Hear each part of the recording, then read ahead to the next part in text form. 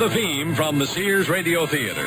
Tonight is a program of adventure with Howard Duff as your host. The Sears Radio Theater will begin. This is Howard Duff. There used to be an intriguing phrase floating around, the American expatriate.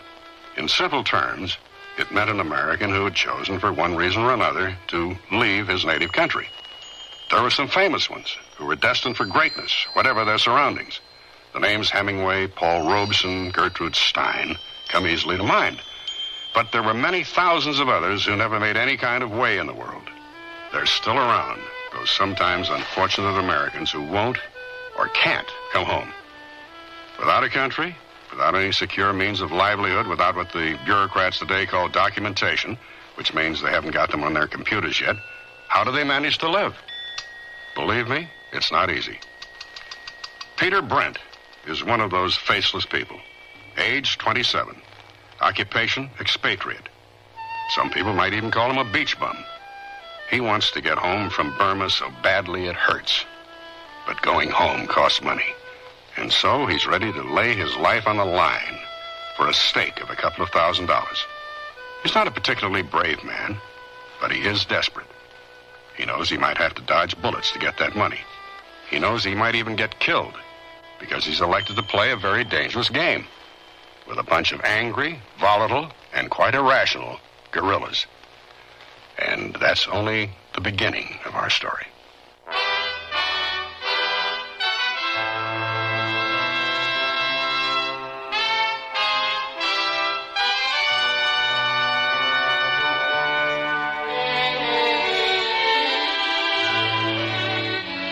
Sears Radio Theater, a new adventure in radio listening. 5 nights of exceptional entertainment every week, brought to you in Elliott Lewis' production of the Sears Radio Theater. Our story, A Briefcase of Trouble, by Alan Caillou. Our stars, Tommy Cook and Ann Burr.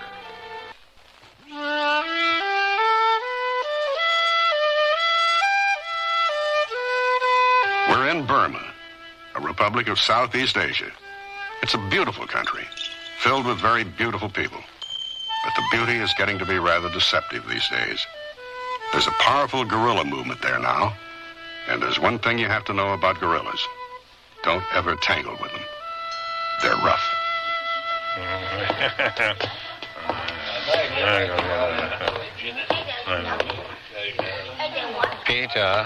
Peter, the woman just come in at the bar. She asked me, where can I find Peter Brent? What do you want I tell her, huh? Hey, that's a very nice looking addition to this swinging little village. You know who she is? No, I never see her before. Well, tell her I'm here. What have I got to hide? That's very funny, Peter. I like that one. You got There's Mr. Brent over in the corner, beautiful lady, all by himself. I'm real lonely. Well, we should do something about that, shouldn't we? It's a terrible thing, loneliness. Thank you, bartender. No bartender, beautiful lady. I own this gin parlors. Very good parlors. Mr. Brent? Yes, I'm Peter Brent. What can I do for you, Miss Blair. Betty Blair, how do you do? Care to join me in a drink? Yes, thank you. Vodka and tonic. Assam. A vodka tonic and another beer. You bet, Peter. They tell me you run your boat up and down the coast here for hire. I'd like to make a trip down to Pongu tonight. Pongu, Miss Blair, is not as scenic as it used to be. I know lots of far better places to visit. Well, I'm sure you do, but I want to go to Pongu, Mr. Brent. Pity. That area, you see, is firmly in the hands of the guerrillas now. I don't make that run anymore. Oh, really? Well, now, I heard you did. At nighttime, they tell me. Running without lights. One vodka tonic, very strong. One beer. Thank you. Thanks, Assam. You must have been talking to some very interesting people, Miss Blair. Yes. I'm very interesting people myself. I noticed. But it just isn't safe down there anymore. I have $2,000 for you if you'll take me down the coast to Pongu, escort me through the lines of your guerrilla friends, and bring me back again when I've done what I have to do. A couple of points. First of all, the guerrillas are not my friends. Frankly, I don't give a damn whether they win or lose. Really? For the last 3 weeks, you've been delivering packages to them. Packages of currency. And that makes them your friends. It means that you can move around there safely, something which very few other people can do. You're very well informed, aren't you? Mm-hmm. I make it my business to be well informed. Well, there's something you obviously don't know, and that is that the guerrillas don't have friends. They just have people who can be useful to them. Like you? Okay. A guy came to me a couple of times and said, take this package down to Colonel Saline. Here's $100. That's what I've been doing. And it doesn't make me anything more than a messenger boy trying to earn a buck. Now, what do you have to do down there? Oh, I just pick up a briefcase that got left behind there. By whom? By me. I was in the village of Pongu last night when the guerrillas attacked it. They beat down the door of the house I was staying in, and I jumped out a back window and ran down to the beach where I had a motorboat hidden. I got away by the skin of my teeth, but I lost everything, even my purse. I didn't mind too much about my passport or papers, money, because those can all be replaced. But I also had a briefcase filled with... Are we in business? I really need that $2,000, Miss Blair. Well, it was a briefcase containing a lot of very compromising papers. And it's safely hidden just outside the village, but I must get it back. I'm very committed to my work, Mr. Brent. Committed? Very old-fashioned word. Perhaps. Last time I heard it was when they committed my Uncle Charlie. I think you'd better tell me what your work is. I'm an agent of the United States government, Mr. Brent. And that's all I can tell you. I hate everything about it. Then let me appeal to your sense of patriotism. No. You'll cut more ice if you just keep saying over and over, $2,000, $2,000. It means a ticket home. Well, then? Hey, you said you'd lost all your money. I also said those things are easy to replace. I have a feeling I should get my head examined, but... Okay. My boat. Tonight. 9 o'clock. It's moored at the wharf. The only sloop there. Yes, I know that. And I can't tell you how pleased I am that your inherent American sense of duty has come to my rescue, just when I really need help. We might run into an awful lot of trouble, of course. Are you up to it? Oh, I've seen trouble before. Probably more than you'll ever see in your lifetime. Yes, I'm up to it. It might be all plain sailing, but then again, it might not. Can I get paid up front? I'll bring the money with me. Good. With $2,000, I can really live it up. And I'd like to remember the last couple of days of my life for as long as I live.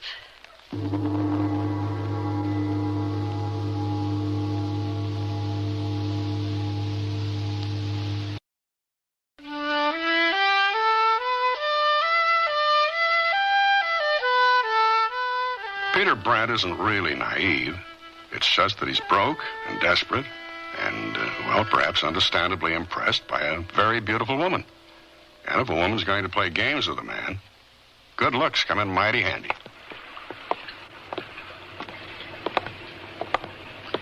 That's the boat there. And he's not going to like it one bit that I'm not alone. Well, that's just too bad, isn't it? Tell him I'm your boss or something, huh?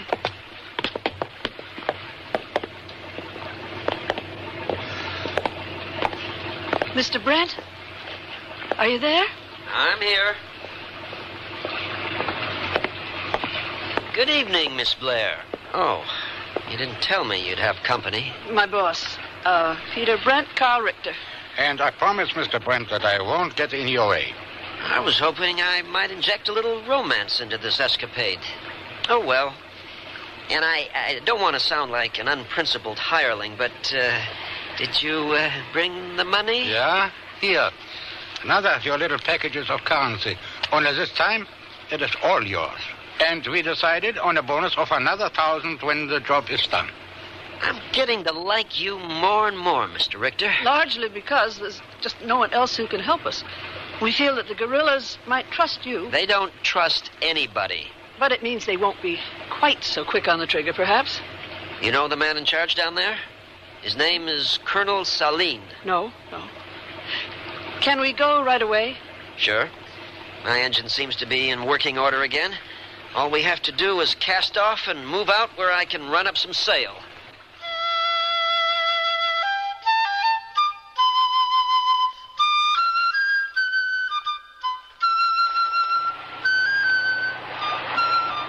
Tell me more about this Colonel Saline. He's a very rough man. If we run into him, and I hope we don't, he'll want to see what's in that briefcase before he lets you out with it, if he ever does. No, I can't allow that. Peter, we were hoping that we could pick it up without anyone knowing about it. But if we're found, what excuse do we have for being there? Have you thought about that? Well, I was hoping, too, that you'd be able to find one. $2,000 ought to pay for more than just the hire of a boat. Okay, I'll figure something out. Time to hoist a little sail.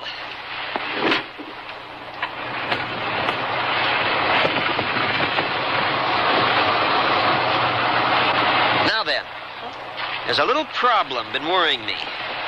You said they broke into your room. That means they know who you are. Oh, no. No. They don't even know I exist. They were looking for government soldiers. There were several of them in the village. Well, then you really didn't have to run, did you? I mean, crashing through the window in your baby doll pajamas. Or do you sleep in the raw like I do? There was a lot of shooting, and I was frightened. And I was not in my pajamas. I hadn't gone to bed yet. Oh, it's great to know that even you can be sensibly scared when you have to be. Okay, I can cut the motor now.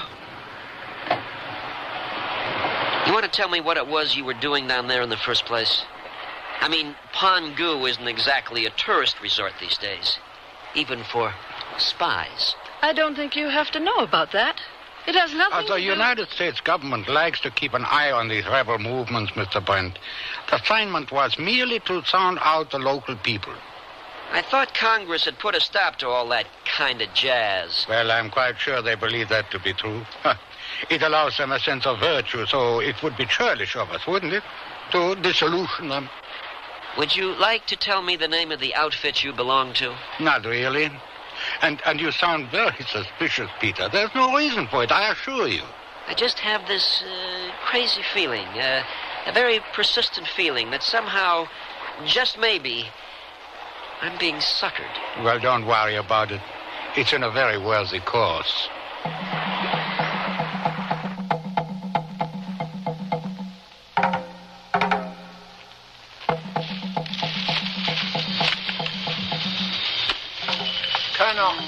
Colonel Saline.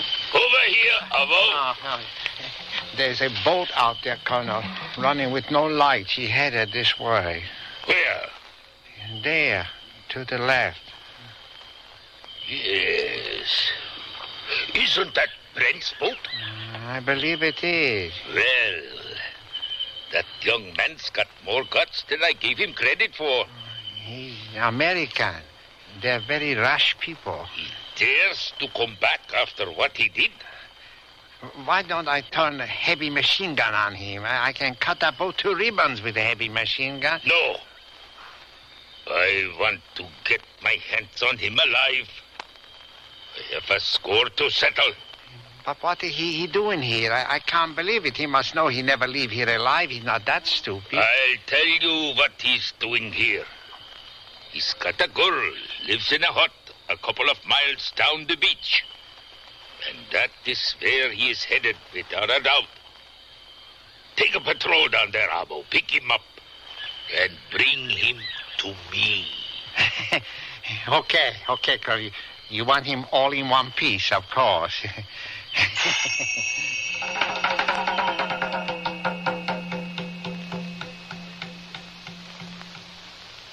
Sears Radio Theater will return.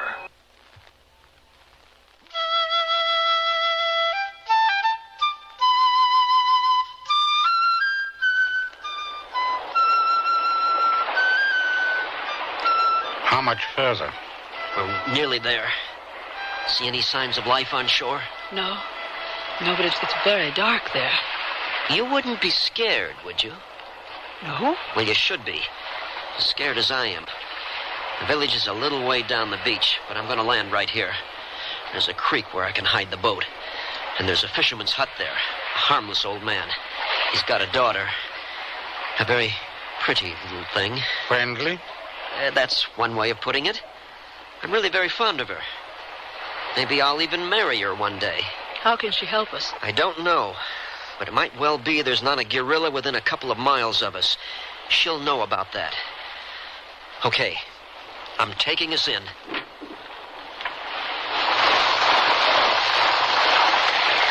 Okay. Shh. Very quiet now. And you've got to get your feet wet. Close behind me. And no noise. Keep your eyes and ears open. That's the hut. Wait here. I'll be just a moment.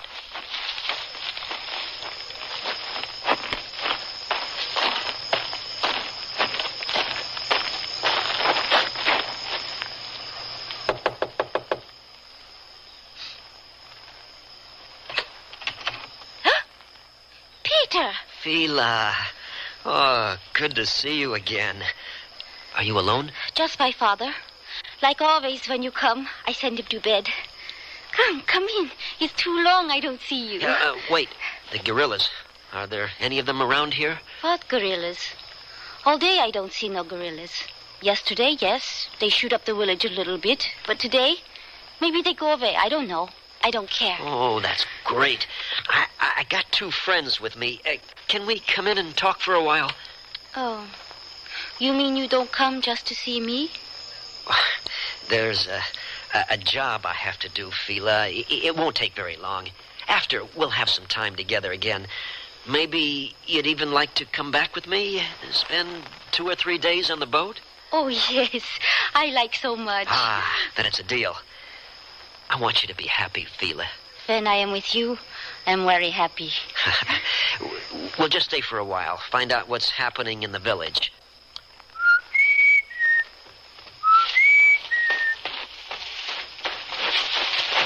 It's very pretty, the girl. You like? As a matter of fact, she's a pain in the neck.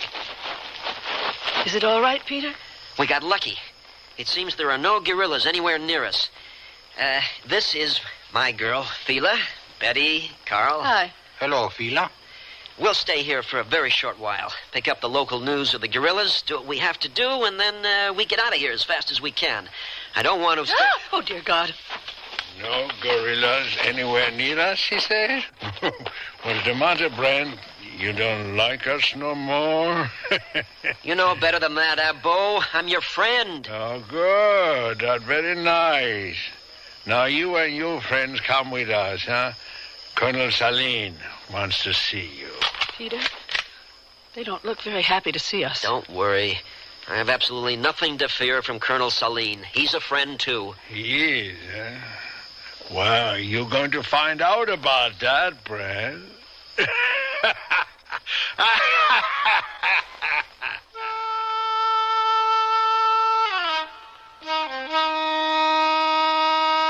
There seems to be a difference of opinion about whether our hero Peter Brent should consider Colonel Saline as a friend. And in the remote community of Pongu, on the seacoast of Burma, the difference between friends and enemies is not unlike the difference between life and death.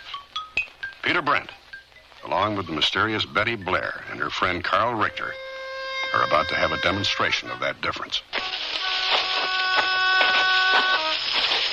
No. I don't know your name, Captain. You don't have to keep moving.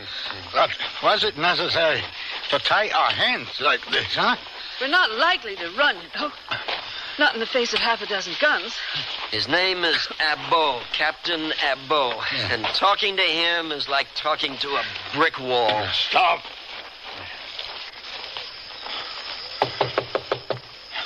Come. The prisoners, Colonel Saline. Bring them in.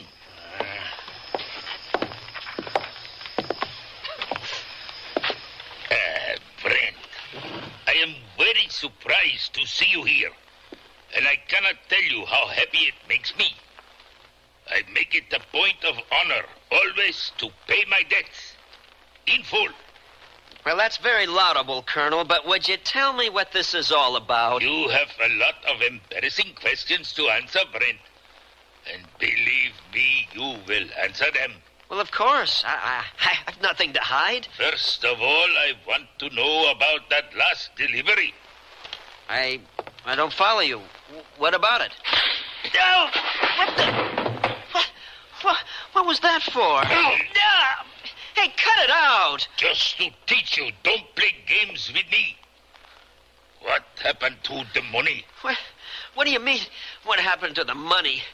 Are you crazy? I handed it over to Captain Abbo here, the same as always. If you didn't get it, it means that he stole it, and I wouldn't put it past him. Do you mind if I get up? Do that. I might want to knock you down again.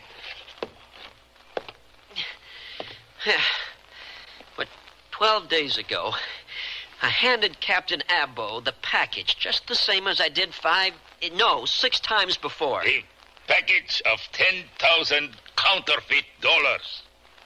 Counter? What are you talking about? Counterfeit dollars. That's impossible. Not even good counterfeit. And I passed it all on to my supplier in exchange for guns. You know who my supplier is? How should I know? All I know is that once in a while this guy comes to me with a package and says, here's $100 to deliver this to Colonel Saline. And that's what I do. I deliver a package. How should I know what's in it or even care? Outside of this 10,000 square miles of stinking jungle, nobody cares about you or your crummy revolution. My supplier is General Chin Su-hei of the nationalist armies up in the mountains. He delivered the guns I had ordered. I paid him with the currency you brought me. And a few days later, he sent it all back to me with an escort of 400 of his troops. They took all those weapons back again. How can I fight a revolution without guns? Will you tell me that? No, will you cut that out? I don't know anything about your damn currency. I delivered a package. It was sealed like always. I didn't open it. If someone cheated you, it was your finance man, not me. Yes, of course. But you will have to explain that to General Chin, Brent. And I even shudder to think what he will do to you. I lost face, and now perhaps I can recover it by giving him a present. You! Next question. What are you doing in the company of these two good-for-nothing people? Well, now, that is a very easy question to answer. Though I don't know about that good-for-nothing gentleman. But Miss Blair hired my boat for $100 to come down here and try and recover something she lost. Which was? Her handbag. She's a tourist. And she got scared, understandably so, when your men took over the village last night. And she ran. Somewhere along the tracks, she dropped her handbag. That means she lost her passport, her credit cards, her driver's license, all that kind of stuff. You have to realize that an American abroad without all that documentation becomes a non-person. And we don't like that. So she figured it was worth $100 to come looking for it. Miss Blair, a tourist? We know her better as very successful. Shut up, Abbo! Yes, sir. A very imaginative story, Brent. I do not believe a single word of it. Neither will General Chin, and he has far less patience than I have. Abbo, Colonel. take our guests out and make them comfortable. A rope around their necks and around the trunk of a tree will secure them, I think. And send a runner to General Chin. Invite him to breakfast with me. Tell him I have a present for him. 3 presents as a token of my goodwill and esteem. One of them is a very beautiful young woman in whom he can find great pleasure. One of them is a non-entity, just another throat to cut. And the third is the man who robbed him of those $10,000.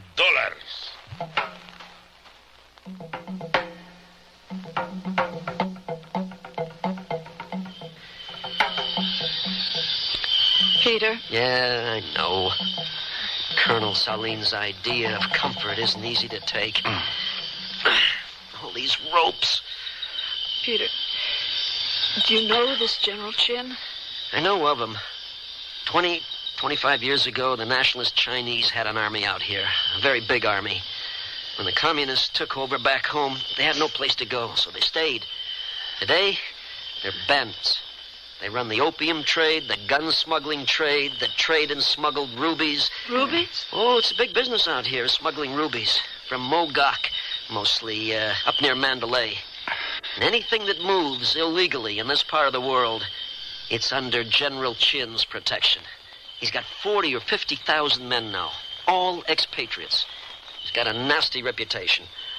And, what will he do with us? Do you know? Oh, I know what he'll do with you, all right.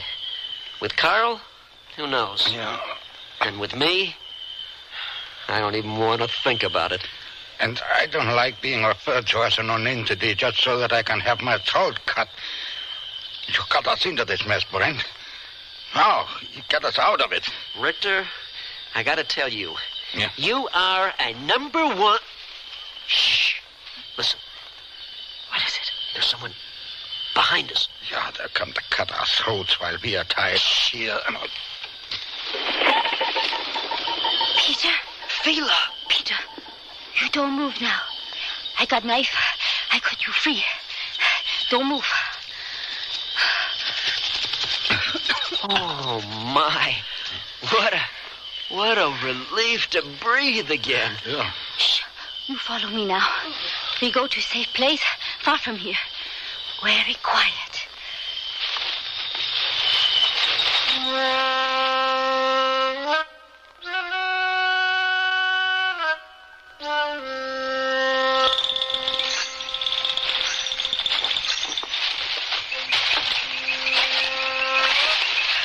Peter, you did it. No, Fila did it. Oh, Fila. Oh, I want to thank you. We all thank you. You promise me, you tell me 2-3 days with you on your boat? Oh, Fila, 2 or 3 days. A lot more than that if you want. You mean? You don't mean? Oh, yes. That's exactly what I mean. Yeah, well, let's give the romance a minute or two to run its course, and then we can... Can we go and pick up my briefcase? Don't you think we pushed our luck far enough? Why don't we get ourselves down to the boat and get out of here while we can? Not unless you want to throw away that bonus. Oh, yes. The bonus. Okay. Let's see if we can push it just a little bit further.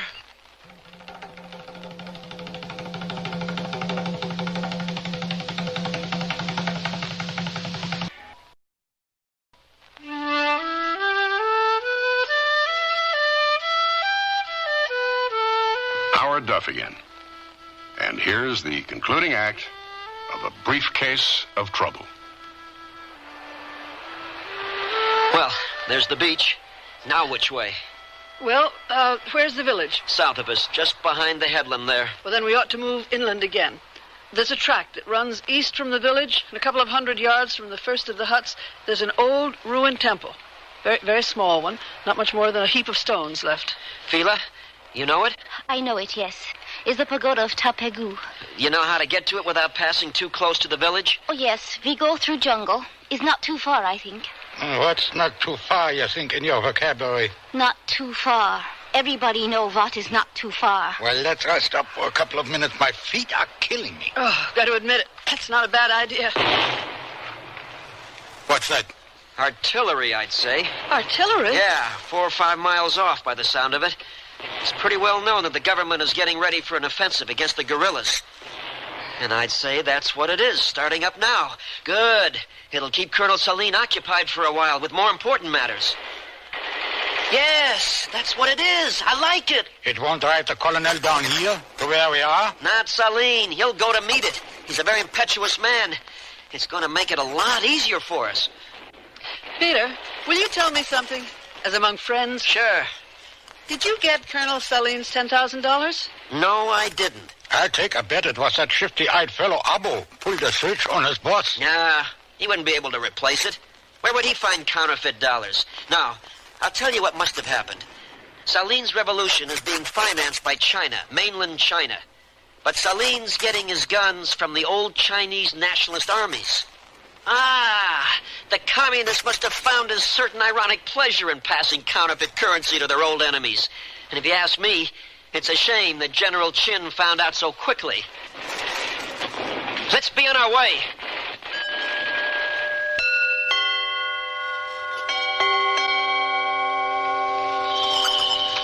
There it is. The pagoda of Tapagu. It's beautiful, no? My father tell me it come from time of King Anaruda. It's more than 900 years ago. They call it dynasty of temple builders. That's the one. In here. Come. It's beautiful. Yeah, it's behind this stone. There. There's the briefcase. All right, let's get back to the boat. Wait. Betty, I'd like to see what's inside it. Papers, Brent. Compromising papers, as we told you. I got this crazy feeling again that everything isn't quite as it should be. Well, it's really none of your business, Mr. Brent. Betty lost everything she said, even her purse, so I'm not going to ask her. But do you have some sort of card like they always show in the movies? A card that says you really are an agent of the United States government? And what makes you think that I might be anything other than what I say I am? Nothing I can put my finger on, just a feeling.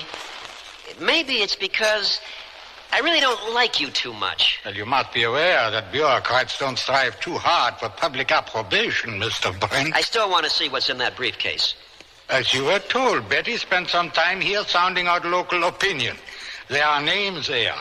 Lists of people who favor, who do not favor the change in government that Colonel Saline is trying to effect. I regard that as privileged information.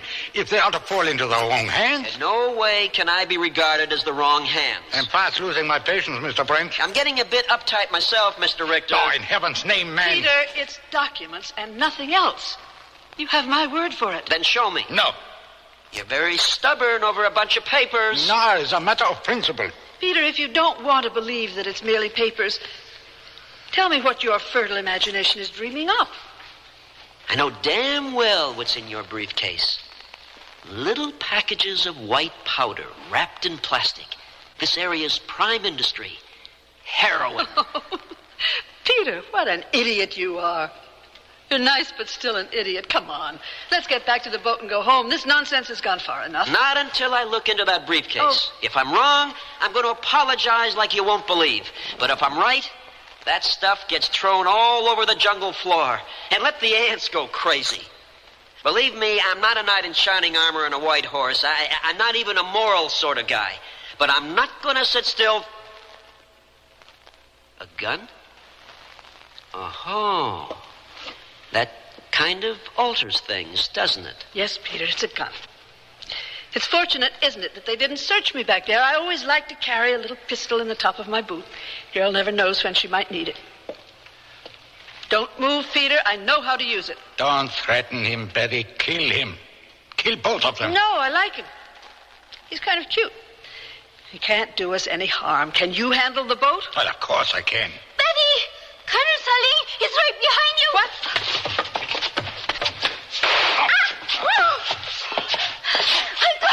I got her! I'm holding her! Get the gun! Let go of me, you dead savage! I've got it! All right. Now you just lie there, Carl Richter. You move an inch, I'm going to put a .22 slug right between your eyes. You too, Betty. I'm kind of nervous now. I'm not really responsible for my actions, so just lie still. And Fila. Oh, thank you for that very imaginative diversion. I have to say it. It saved the day. I am very bright sometimes, Peter. Peter, Brent, if I live to be 100, I'll get you for this. Yeah, Fila, open up that briefcase for me, will you? Okay. Papers. Papers. More papers. More... What is it? Rubies. Rubies, Peter. Just look at them. Rubies. I should have guessed. 4, 7, 10, 12, 16, 19, 23, 27, Peter. You are a very rich man. 27? Show me a handful. Yeah, careful now. Look, it is beautiful. Pigeon's blood rubies, the best there are. But I wouldn't expect these people to smuggle anything but the best. And it's not I'm a very rich man, Fila. It's we're very rich. Oh, Peter. And the problem now is, what do we do with these two? You want to shoot them? It's okay with me. No. Yeah, maybe we shouldn't do that. Why? It's because she is pretty. I am more pretty. Oh, Fila, I see nothing ahead for us but a life of confrontation. Well, maybe it'll be worth it. As a matter of fact, I'm convinced it'll be worth it. Betty, Carl, what you do now is you start walking. You find a boat in the village when it gets light. It'll take you to where you want to go. And Betty, if we should ever meet again, try to be friendly, would you? It might just be great. And my rubies, Brent? Your rubies? You mean my rubies, I think. Forget them, Carl. They disappeared. Come on, Fila. Let's you and me find out what lies beyond that blue horizon.